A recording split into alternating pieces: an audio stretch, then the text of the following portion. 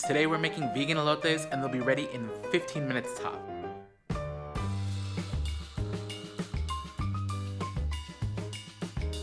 First things first, we need to shuck our corn. Make sure you get all the husk off.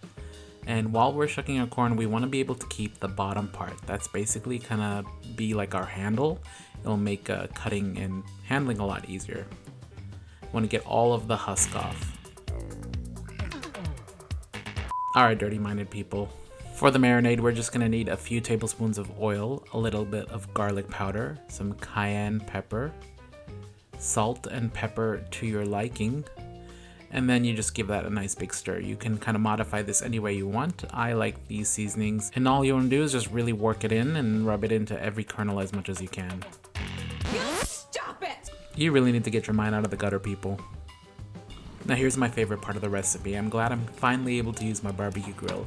It gives it a nice smoky char flavor, but if you want to do this in your oven, your air fryer, or toaster oven, those all work as well.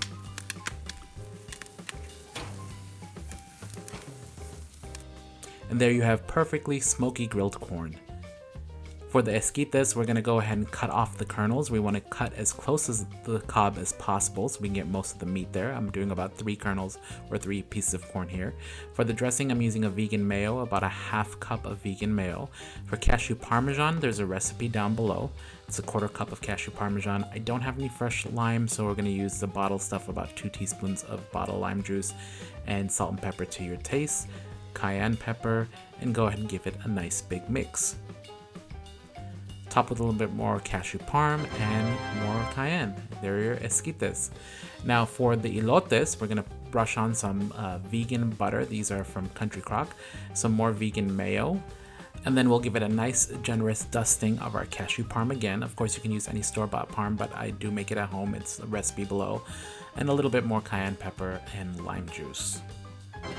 And there you've got it, your vegan elotes. So guys, if you like this video, please give it a big thumbs up so more people can find it. And if you'd want to see more easy vegan recipes, hit that subscribe button for more recipes just like this.